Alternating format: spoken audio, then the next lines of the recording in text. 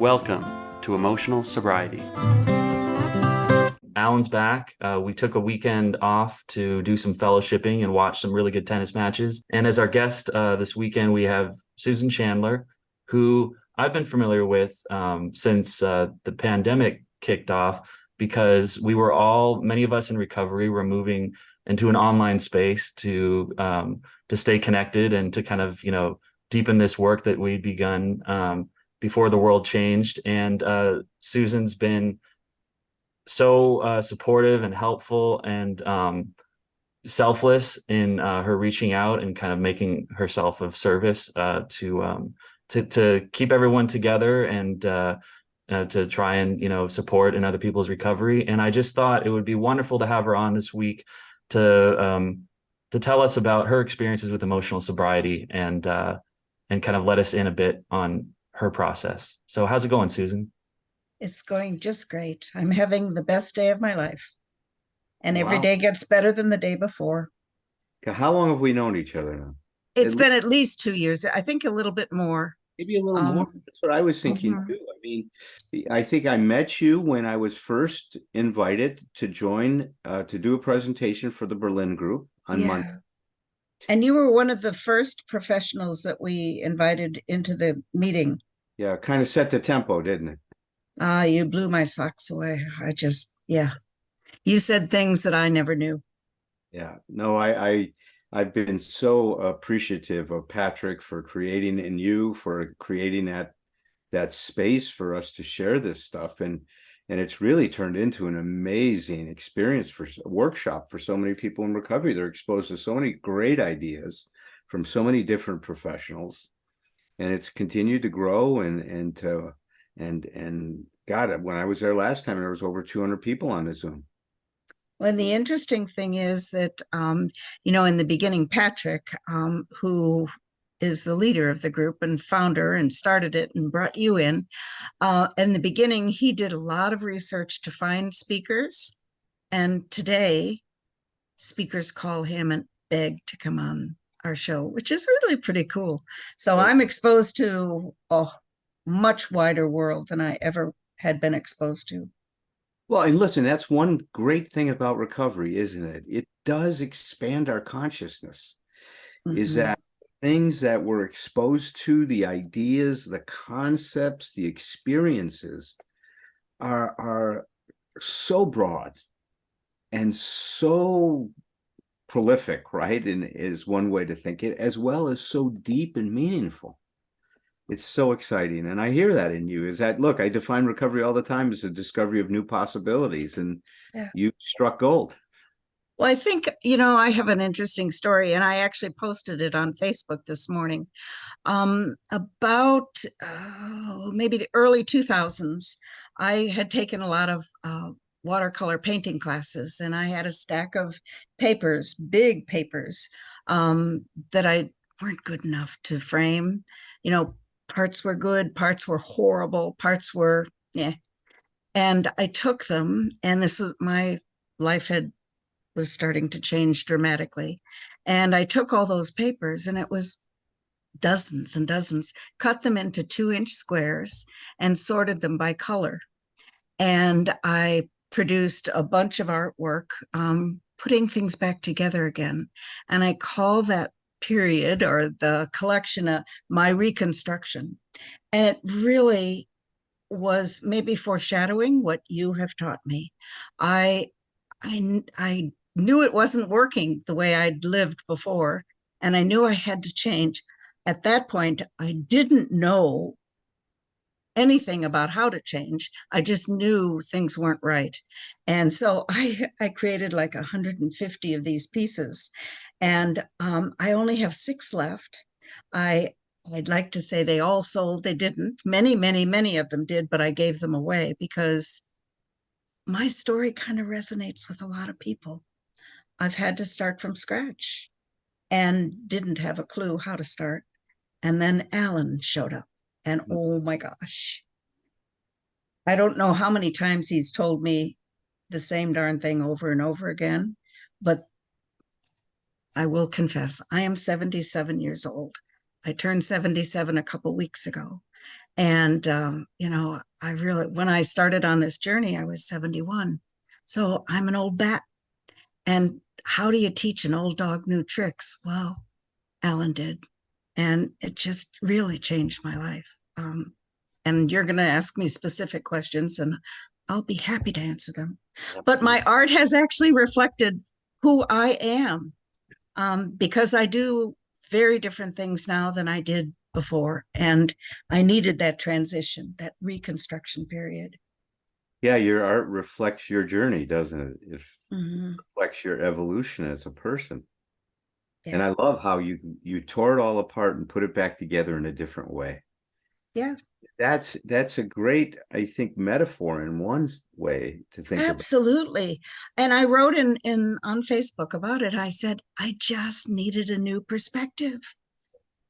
I I absolutely needed, the old thing where 3 + 3 + 3 is 9. Well, so is 5 + 4. I only knew 3 + 3 + 3. I had to be shown that there was, you told me in the beginning, Susie, you always had choices. I didn't think I ever had a choice. Well, then that's the transition, is that we transcend this mentality where our life is being determined by forces that we have very little awareness of, that are really, Freud said it brilliantly. He says we are being lived by the forces within us. And that's true until we focus our self-awareness on what we're doing, how we're doing it, and we become aware of what's going on. And that awareness now creates the paradox. By being aware that I have no choice, I have a choice. By being Mhm. aware I'm powerless, I find power. I mean, it's that paradox is so important and such a big part of recovery, isn't it? Yeah, but I've also found that, I lost my voice completely, and I lost it when I was a little girl. And and my parents did the best they could. I'm not angry about that. They just did just like you told me, you did what you knew, and I did what I knew. And I knew that if I didn't agree with my father, I was punished. And so I learned early, early in my life to keep my mouth shut, Mm. and unfortunately I learned to keep secrets, and that isn't good. And as life unfolded, I had developed these survival skills that I continued with, Yes. because they worked to create some kind of what I thought was normal in my life, until it wasn't right, until it got too dramatic for me. Even me, my blinders weren't big enough to hide from the things that were scary. So as you became introduced to this whole concept of emotional sobriety, what was the first thing that stood out to you that really said, "Oh my God, I hadn't seen this before"? You said something to me that I didn't like, because I like to think I'm relatively intelligent and know a lot. I don't. I've learned that a lot. But you said to me, Susie, you did the best you could with what you knew. And it sounds like a silly statement, but it's true. And I think I had an advantage coming into AA. Yeah, I am an alcoholic. I do everything that I like to excess: art. I read too many books. I cook too much. I eat too much. So I am an addict by nature. But I had been married to an alcoholic, and I'd gone to AA meetings, and I heard the open talks about how you can have a new design for living. You can live differently. And at that point, I knew that whatever I had been doing for 6 decades did not work, because I was pretty darn unhappy. And so I came to AA knowing that I could find some answers. I wanted those answers, and I was open. I was open. I'm not, I didn't used to be very open minded, but I was open to changing, because I knew I was going to die. I almost did die before I came into the program. And so I eagerly wanted to look at myself. I had no idea how much I had to uncover, because I'd hidden from it my whole life. And it was painful. It was really painful. I didn't do wild and crazy things. I really only ever drank out of control by myself. No one ever, I don't think anyone knew that I drank too much, but I know they did. But I didn't do anything overt. You know, I was pretty, I mean, I'd learned to live small. And as I drank, I lived smaller and smaller and smaller. And the only people I interacted with were the people that sold me alcohol for a number of years. Pretty scary. So when I came in, I knew I had to look at myself, and I knew that the 4-step was the vehicle. And I wasn't afraid because I didn't know what I didn't know. I also heard that from you and Herb. I didn't know what I didn't know. And oh my gosh, I uncovered some things that were really quite painful. But I wanted answers. I didn't understand. What was the most painful thing that you uncovered at that point that was so hard to look at? Well, I have to think about how to say this. I married my college sweetheart, and he was brilliant, and he was handsome, and he was well liked. And I saw what I wanted to see. I heard what I wanted to hear. And so he met all my needs. But there were lots of things that were secret. So no surprise that someone who knows how to keep secrets marries someone who keeps secrets. And as our life unfolded, and we lived a lovely life. We have 2 children. I now have 7 grandchildren. We traveled all over the world. We lived all over the country and all over the world. Pretty good life. But I was really pretty unhappy because we were secretive people, and we didn't share anything, especially if it was painful. If it caused me pain, I certainly didn't want my husband to know about it. And he was no different. And so at the end of the century, oh my gosh, how to say that? Our kids were gone in college, and our daughter was married, and we were alone, and we'd lived a pretty separate life for decades because my husband traveled a lot for business, and I took care of everything at home. I took care of the house, raised the kids. Bob was home on weekends for the most part. And we would not have stayed married that long had it been different. Had he been around a lot, it would have been much different. So these 2 secretive people lived in a place where they could be secret, and it was constructed that way, painfully, by things that I had absolutely no control over. And I think, that's one thing. When I came into the program, I came in Al-Anon first, and they said, you have to let go. You can't control anything. Well, I really had not controlled my husband. He set the ground rules from day one. I can't tell you that story, but he told me that it was none of my business what he felt and where he was, and don't you dare ask. Yeah. And I told you he traveled all the time. I was not allowed to call him. So we led really quite separate lives. And I had parallel lives is really what it's called. Yeah. And back to the point you made earlier about that 2 people that kept secrets got together. See, this one psychologist called it an unconscious marital contract. And the funny thing is, so when all this unfolded at the beginning of the century, I went to a sex therapist. Mm-hmm. Yes. And she said, Susie, I think you and your husband were like kismet. You were meant for each other. And as I've done the work in AA, I see it. At the time I thought, what the heck is she talking about? Yeah. But I see it exactly. Yeah, no, that contract is that, look, I'm not going to push you to divulge your secrets, and you're not going to push me to divulge my secrets. We'll just live with them, and we'll just pretend that that's going to be okay.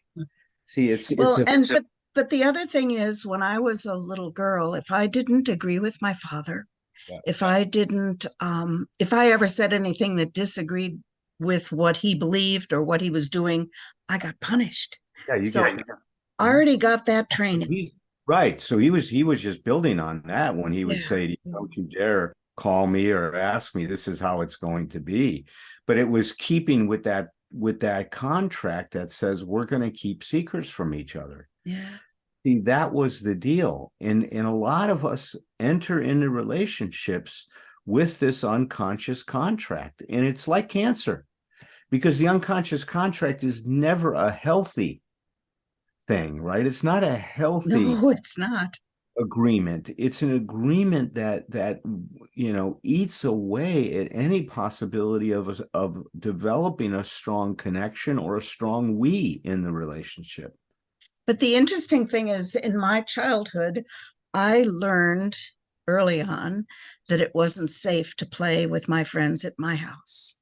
I played with my friends someplace else. So, as an adult woman, as a mother, a young mother, an older mother, I learned that it was safer to be around friends than it was to be around my husband. Well, I saw evidence of it. And so I volunteered all over the place. I did lots and lots of things and was quite satisfied with a lot of that. Your refuge was found outside the family, outside the Yeah, relationship, is what yeah, you're saying. Is that early on, you learn that was part of how you had to survive, right? Because we all yeah, need to feel safe in some capacity. But it's so yeah. powerful, isn't it? These forces that are living us are totally influencing our choices, Mhm. way we're living our life, our lifestyle, what we do, what we don't do. And we walk around so unaware. That's why, we're on Thursday nights now, we're going through the 12 essential insights, and we start with, realizing that I'm sleepwalking, right? Waking up from our sleepwalking. Well, this waking up is really becoming aware of. That's another way to say it. Instead of thinking of it as waking up, it's you're really increasing your self-awareness of how you're functioning and how you've created the existence that you're living. I live in the suburbs of Chicago. I don't live in Chicago. And I moved to the suburb I live in Yeah. right before the pandemic Yeah. What's because I live in Crystal Lake, Crystal Lake? Northwest. We moved out to Morton Grove a little bit. So, and I grew up in Park Ridge. So I moved out here because of the meeting that was here. I liked it. It was a bunch of men my age and women, but the women were younger. The men were my age, and I were the same age. So we had the same growing up experiences. And one of the fellows in the meeting, when I came to the meeting, I was extremely tentative, scared of my own shadow, much less everybody else's shadow. I was pretty afraid of. And so he said, I want you to read chapter 5, How It Works, that the first couple pages or so. And the first day I read it, I read the first paragraph and it talked about honesty. And I sobbed because I knew we'd never been honest a day in our lives. Not me, not my husband, nobody. And I knew I had to start being honest. Didn't know how, Yeah. but I knew I had to. So he made me read it. I went to the meeting every single day at 7:30. And he made me read it week after day after. For me, my memory makes it sound like I probably read it for 6 months. I probably read it for 2 weeks, maybe maximum. But I read it until I didn't cry when I read it, until it finally sank in. This is the work I've got to do. I've got to live in reality. I can't create what I want. I have to learn how to live in reality. So huge lessons to learn so late in life. And another interesting thing, my granddaughter, who's in her early 20s and lives in another state, pretty far away, she called me a year ago on my birthday, which was August 25th. And we had such a good conversation. She asked if she could call me again. And we have talked every single week since then.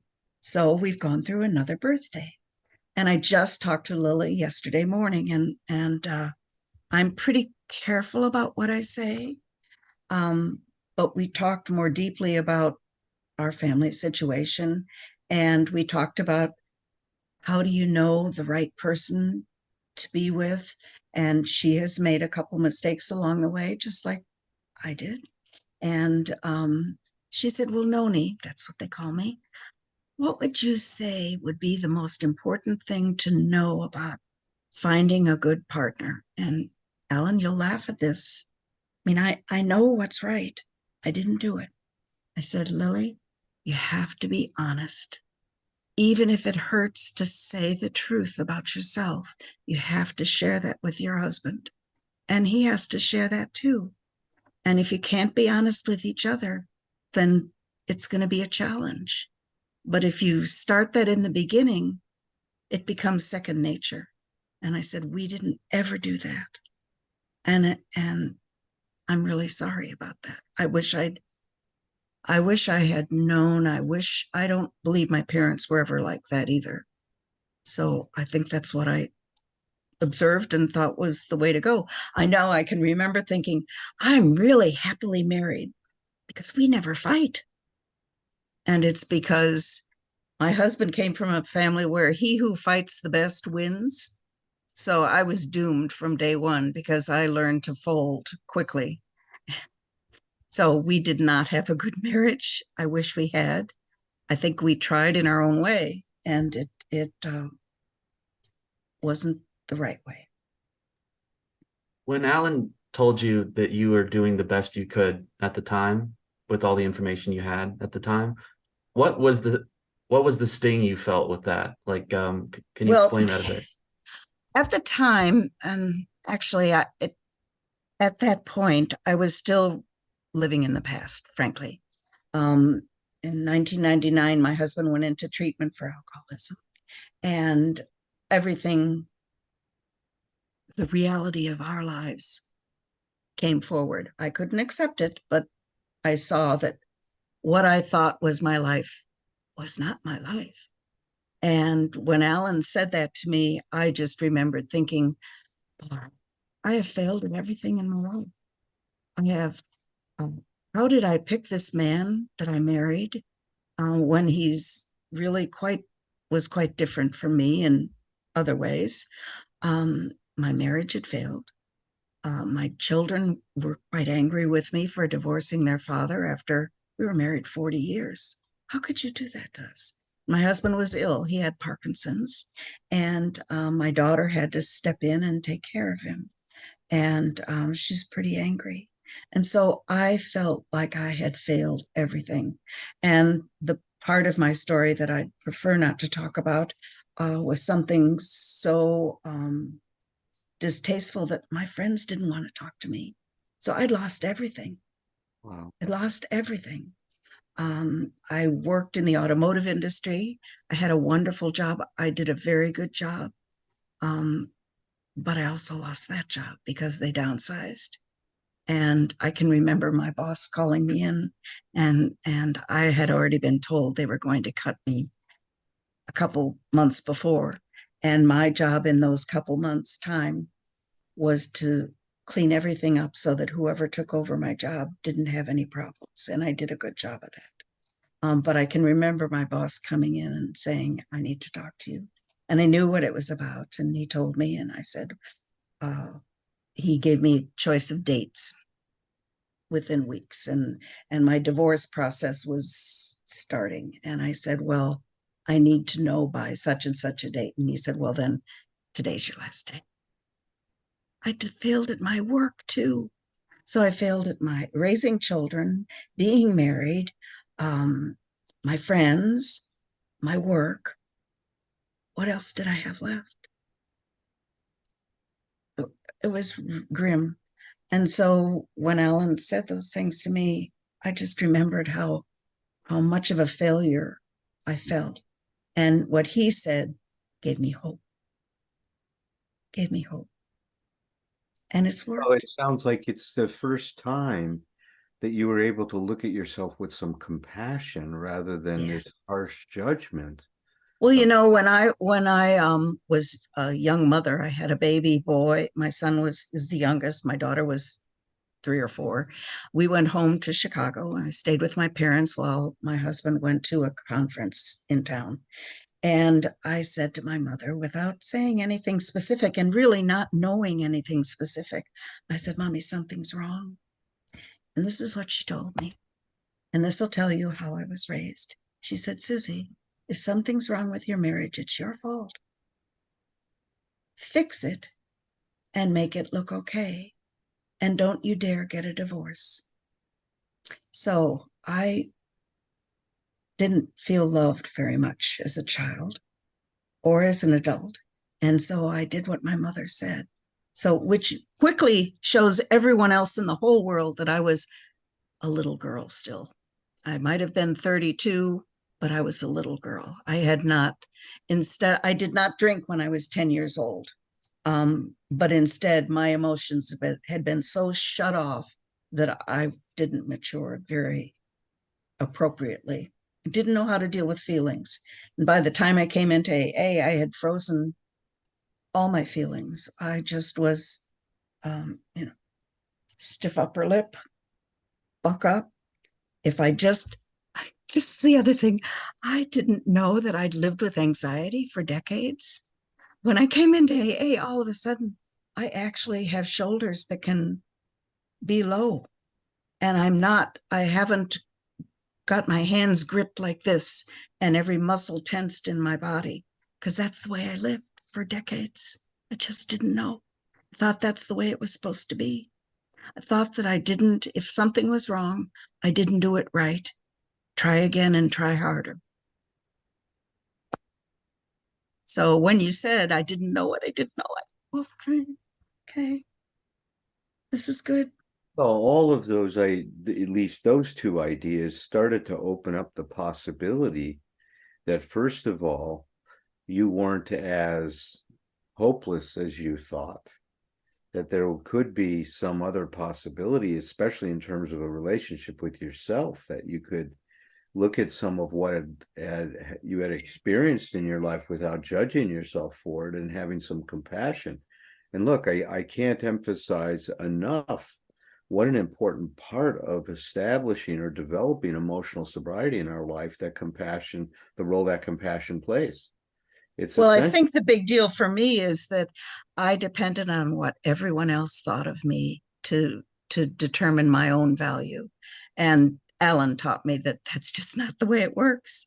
It just doesn't work like that. Got to be balanced, right? It's okay to enjoy that feedback, but to depend on it and to have that as the only thing is where we get in trouble. It's really great when someone sees us and sees who we really are, like when I saw you and saw that you were not your symptoms, you were not the problems you had, you were more than that. And that meant a lot to you. So sometimes that's too interpreted too much as self-reliance. And I don't mean that. I just mean that at the final analysis, your opinion of yourself is more important than anybody else's. And see, that's what we've got to get, is not to let somebody else define us. And I talk about that a lot in the first book I wrote about emotional sobriety, the 12 smart things to do when the booze and drugs are gone. Is this emotional dependency allows or permits other people to have too much to say about who we are and how we think about ourselves. And that becomes very problematic, especially because we're dealing with people that are struggling with their own issues, that are projecting their own stuff onto us, and their own demons and their own ghosts and their own trauma and their own unfinished business, And if they're not living a conscious life, they think that that's the reality. They're seeing us as we are, when they're just seeing a projection of who we are. But that brings up another point, though, about relationships. Is every relationship starts off the way you and your husband started off. I mean, everybody goes into a fantasy of what this is going to be like and how it's going to be a solution. And then reality hits, right? Then we start to see that, this person isn't all that I thought they were. This relationship isn't everything that I hoped it would be. And that disillusionment is not, it's a normal part of any intimate romantic relationship, is that we're going to be disillusioned. Now, the problem is when people hit this, they think this is the wrong relationship for me. So they have an affair, they turn to somebody else, they run away. I mean, and look, and sometimes you have to end a relationship if it's toxic and the other person's not available to really try to develop something better. But if you've got two people who really love each other, then what you can do at that point is to have sorrow over what you've lost, what you thought it was going to be. And then, like you said, once you deconstruct that, now you can reconstruct something better. What we say is a lot of marriages, their first marriage doesn't work, and they got to get married a second time. But a lot of people don't have the wisdom to understand and to walk through that difficulty, because we want it what? Easy, right? That's big part of the curse that we all suffer from, big part of the big lie. If it's right, it'll be. But you see, I was raised slightly differently. I grew up in a family where, and I wrote this down this morning, I thought of this. Remember the show Father Knows Best? Mhm. Well, that's the way I was raised. My father knew best, and I'd better be careful. And so I was raised that the father of the family is, it's not appropriate, but is like a god. And so when I married my husband, he was handsome, he was brilliant, smarter than I am. And he had really quite a successful career. And so my parents thought he was God's gift to the world. And so I never looked at him as failing. I looked at myself Well, of as the course. failure from day one. It wasn't just when my mother told When I me. say that we get disappointed, I'm not saying that we just get disappointed in our partner. We get disappointed in ourselves and in the relationship as well. Right. And that's what you're saying, is that you got disappointed in yourself. And that's one style. Other people blame the other person and they're disappointed in them and what they didn't do. But they're both focused on blame rather than focused on understanding that that is hitting that spot in a relationship doesn't mean something's wrong. It's a very important thing to embrace with compassion and see what that means. But look, you're right. I mean, for you, when you internalized all that stuff, you put yourself through hell because you just blamed yourself all the time. And so I ended up thinking I had accomplished absolutely nothing in my life, when in fact I've really done some pretty cool things. Right. I really have. And so the blinders served to keep out the bad, but it also insulated me and kept me from. See, when you say I did some pretty awesome things, I want people to hear that as humility, because humility is having an accurate, not an over or underestimation of your success and accomplishments. And it is humble to say, God, I did achieve some things that were worthwhile.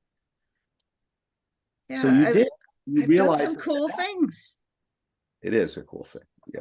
And it's part of humility. It is part. People wouldn't see that as part of humility typically, but that is part of it, is to be able to say, I did pretty well here. Yeah. Frequently, I hear people say, and I have myself have said, I wasn't supposed to fail. That relationship wasn't supposed to go sideways. I wasn't supposed to lose the job. But like, that's just so much a part of the fabric of the lives we live, and not an ultimate assessment of the quality of our character. And I think the work we do with emotional sobriety, after you put the plug in the jug, right? It's a more accurate way of parsing that information and seeing ourselves as we are, rather than a distortion based on what all those things we do, comparing ourselves, to others, or the shoulds, right? And old dogs can learn new tricks. That's one of the little nuggets that I most treasure from my experience with these groups, and kind of like the last couple of years of my recovery is seeing people start this thing like fairly late in life. Like there's a lot of individuals I think in my familial orbit that like have been running the same program for quite some time. And I got to thinking that that's just what happens. You get to it, you get older and you just kind of resign yourself to um to a single mode of doing things. You make the same mistakes ad nauseum. And anyway, it's a frightening thing, or it is for me. But it doesn't need necessarily to be like that. And so it's like there's a large supply of hope, I feel like, in these circles. Well, that's part of this emotional sobriety, isn't it, Patrick? Is the installation of hope. Is we start to, find hope where there was none. And the other thing that you're highlighting a lot in what you're sharing in terms of what this means to you, Susie, is how empowered you feel in your life now. Well, I think this is going to sound crazy to a lot of people who are in recovery. It's the first safe place I've been in my life. It's a place where I could speak my truth, where I could say things that people would say, yeah, I know just how you feel. I've never had that. I never had that. Yeah.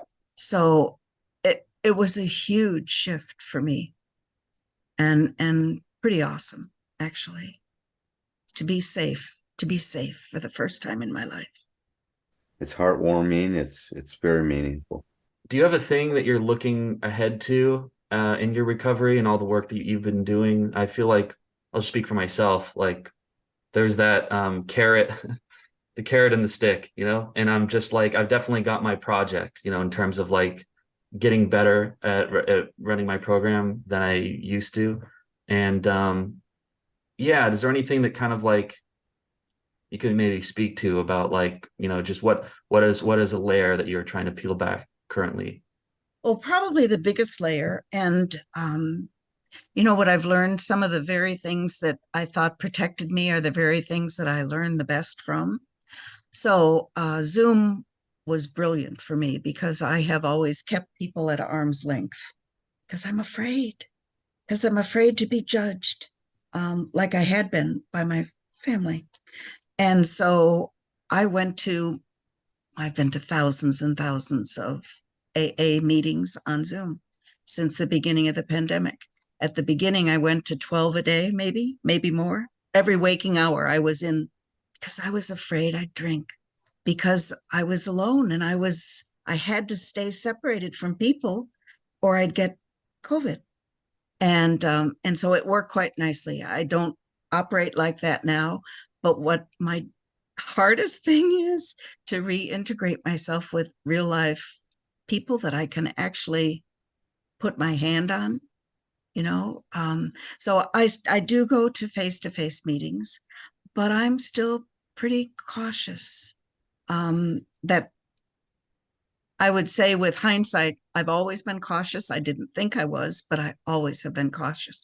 And I know it's ruled by fear. And the principles that I've learned from AA and Allen work really well. And they work especially well when I'm alone. I don't bother other people when I'm alone. And yet in face-to-face meetings, I can bother people. I don't know that I do so much, but I am learning how to reintegrate myself into life after really 2 decades of isolating, thinking that was the answer. And the cool thing is I can listen to Alan and Roger and Herb, and I know that maybe they didn't struggle quite like I did. Some aspects are the same, but I learned that there are always different ways of looking at a problem. I don't look at things as problems anymore. They're just lessons that I forgot to learn before, and I'm given another chance to figure out how to do it a better way. Who knew I could say that? Even to be open to change, I think that's pretty cool. And if I can help my daughter and my granddaughter move forward in a better way than I did, That'd be pretty cool. So I actually went to my doctor a couple weeks ago, and I had old age questions. I don't want to wear one of those darn necklaces that's in case you get in trouble, you can poke it and, you know. So we found another solution that is not quite as obtrusive. And talked about he wants me to walk. And I said, I'm really afraid of falling. And I'm not I'm not hampered in any way. I'm just afraid of falling. And so I've bought those jetty sticks that I'm going to walk with. I'm trying to move smoothly through older age. And it frightens me. You know, I'm in pretty good health. Who knew that could be possible? Because frankly, before I came to AA, I almost died. You know, for whatever reason, I got the flash of Apollo 13, you know, where they're stranded up there and they're trying to invent like the engineering solutions to getting back to Earth.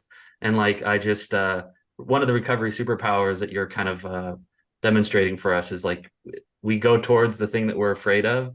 It's something that we would never do were we not in this new mindset. And you know, you're going towards the thing you're afraid of, but you're all hands on deck in terms of like, how do I do this in a way that's going to, you know, keep me safe, you know, accommodate me, you know, as healthily as possible. Yeah, it's very inspirational.